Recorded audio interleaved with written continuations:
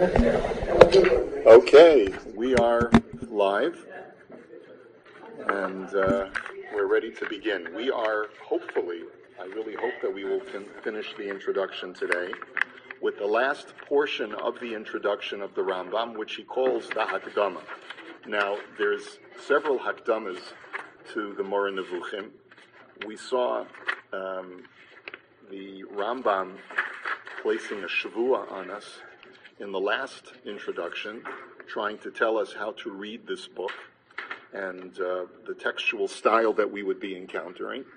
And the last part of the introduction is the Rambam trying to anticipate a reader finding contradictions in the Moreh Nevukhim and concluding that the Rambam has goofed.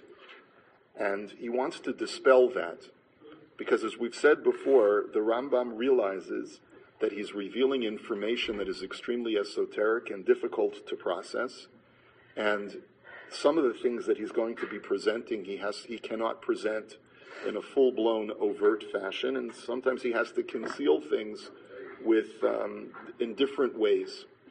And so what he's going to tell us now is a general idea that when you find contradictions in texts in general, that can be the result of a number of reasons. But he wants to make sure that we understand that if you find contradictions in the Moreh Nevukhim, you should know that it's exactly for for purposes that I'm going to tell you now momentarily. Sometimes contradictions appear in texts because they're actually contradictions. Other times contradictions appear in texts because they're not contradictions, they just appear to be contradictory. So let's take a look.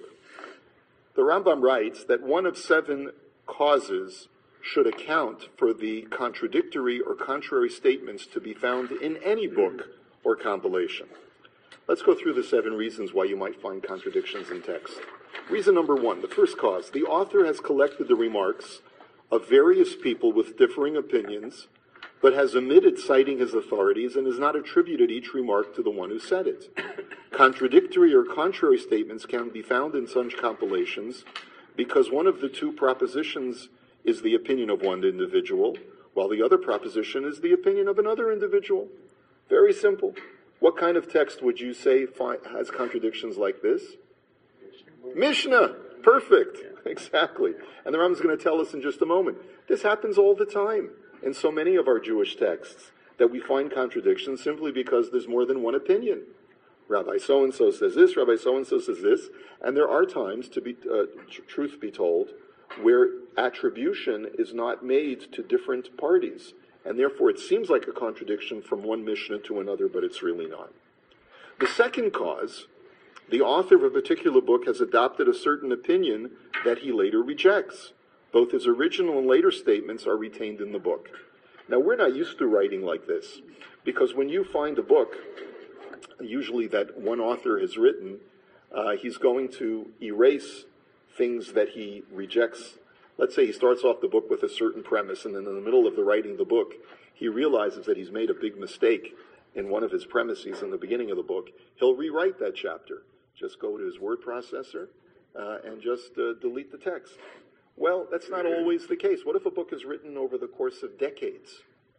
Or what if a book is written to record dialogues that are occurring in the Beis Medrash?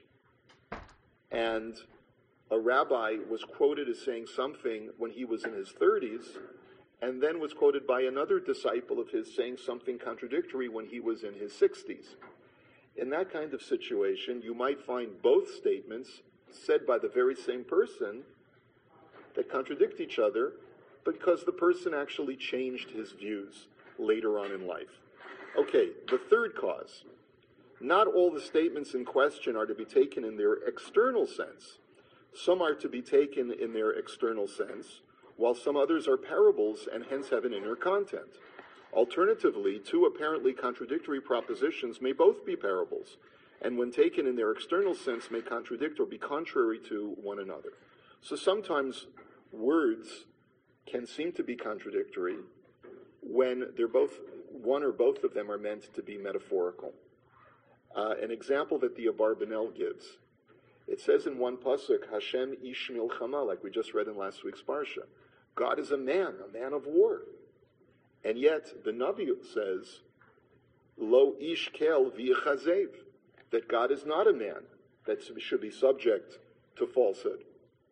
So is God a man or is God not a man? Is God an ish or is he not an ish? Well, it's very easy. It depends on the context. Sometimes, metaphorically speaking, God is an ish. But in another context, using the same metaphorical idea, God distances himself from ishhood, and therefore it's not a contradiction. The fourth cause. There is a proviso that, because of a certain necessity, has not been explicitly stated in its proper place. Or the two subjects may differ, but one of them has not been explained in its proper place, so that a contradiction appears to have been said, whereas there is no contradiction. And the Abarbanel says, well, just to put that in simpler language, we didn't understand one of the words. We understood either its context or we understood the true meaning of the word. Sometimes a word can be used to describe two different things, and depending upon the place where it appears, it means different things, so it's not really a contradiction.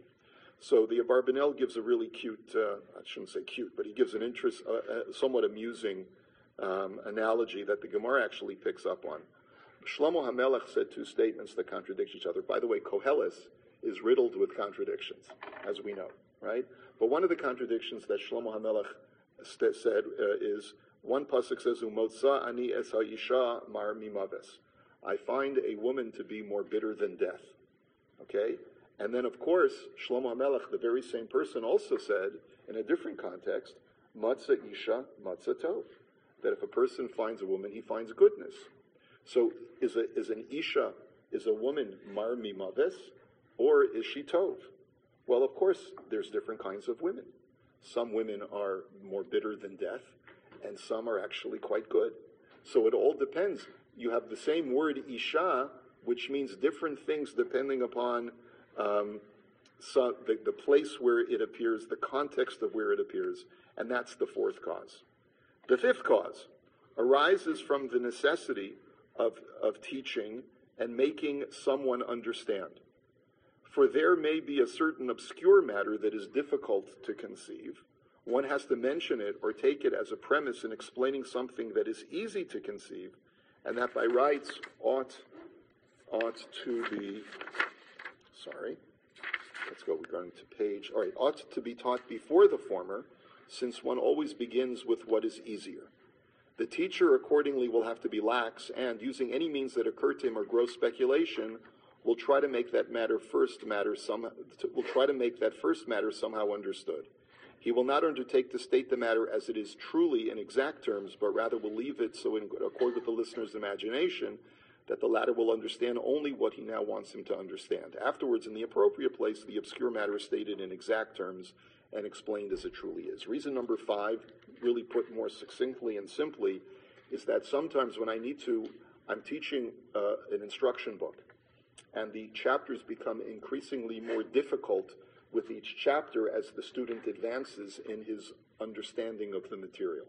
Sometimes I will explain something in chapter 1 or in chapter 2 in more simplistic terms, and because of the simplicity of the terminology, I'm not exact. I don't use exact language.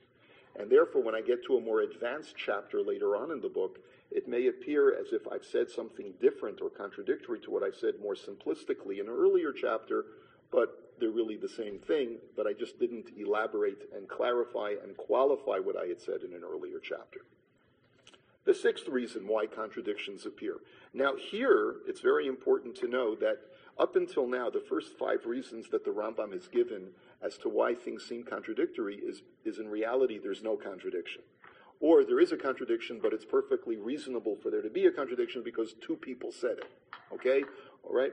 But here now, in reason number 6, the Rambam is going to tell us that sometimes people make mistakes. And as a result of mistakes, contradictions appear. So let's see what he says. The 6th cause is the contradiction is concealed and becomes evident only after many premises. The greater the number of premises needed to make the contradictions evident, the more concealed it is. It thus may escape the author, who thinks there is no contradiction between his two original propositions. But if each proposition is considered separately, a true premise being joined to it and the necessary conclusion drawn, and this is done to every conclusion, a true premise being joined to it and the necessary conclusion drawn, after many syllogisms or verbal arguments, the outcome of the matter will be that the two final conclusions are contradictory or contrary to each other. You find this in philosophical works all the time, the Rambam says. That is the kind of thing that escapes the attention of scholars who write books. A lot of times they may not even be aware of the fact that they've contradicted themselves because they work using logical arguments, which is very, very important in medieval logic, medieval philosophy. And one logical argument takes them down one very long labyrinth of argumentation, and another logical argument in a different chapter takes them down a totally different labyrinth of logical argumentation, and they come up with a conclusion that the author may not even be aware that in the course of these series of logical arguments, they have ended up contradicting themselves. And it's very natural for that to happen because sometimes logical arguments become very, very complex, and it's sometimes difficult even for the author to keep track. And I'll be honest with you, if I had to force myself to make every single drasha that I've ever given be consistent with the other, I'd be in a heck of trouble, because because a lot of times you look at things one way and you come to one conclusion, and you could look at things another way another time and you come to a different conclusion. If, however, the two original propositions are evidently contradictory, if, however, you read chapter 1 and it says X, you read chapter 2 and it says not X, and it says so very openly, without